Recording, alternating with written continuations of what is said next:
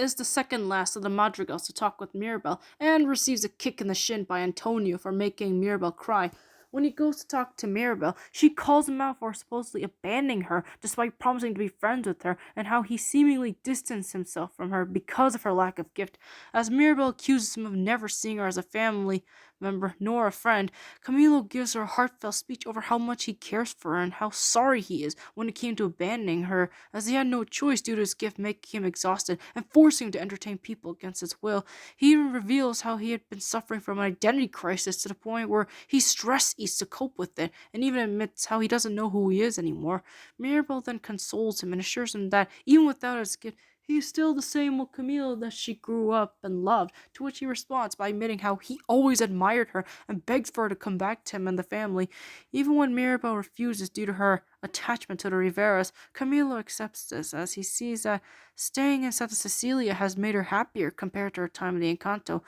The chapter ends with him promising to hold a welcome party the moment she and Antonio comes back home, but not before he cries over losing both his brother and honorary twin sister.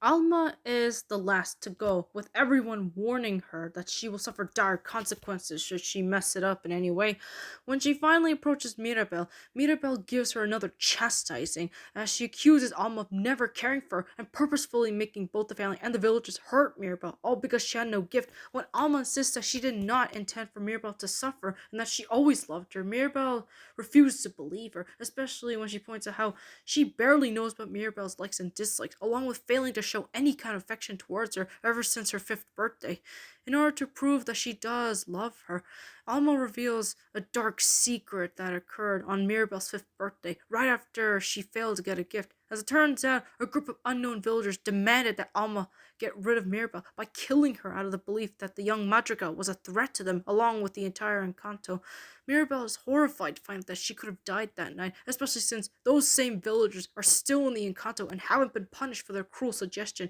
And when she sees that Alma was trying to protect her in her own way and is genuinely sorry for her actions, as she wanted to prevent another civil war like what happened back in Macondo, Mirabel realizes that maybe Alma isn't nearly as cruel or cold-hearted like she thought she was. However, Mirabel still refuses to forgive her due to the way she treated the other madrigals, but she's at least willing to give Alma a second chance and try to understand her instead of shunning her like everyone else has. Though Alma is dismayed to see that Mirabel has yet to forgive her like she did for the rest of the family, she's willing to accept this as part of her punishment, and they both agree to keep what nearly happened to Mirabel 10 years ago a secret as to not cause a scene for the madrigals. It also helps that Alma had no intention of getting rid of Mirabel after all, and even after she discovered the vision, as she always cared for her and prioritized her safety. Mirabel and Alma then go meet up with the other madrigals, who are still understandably angry at her,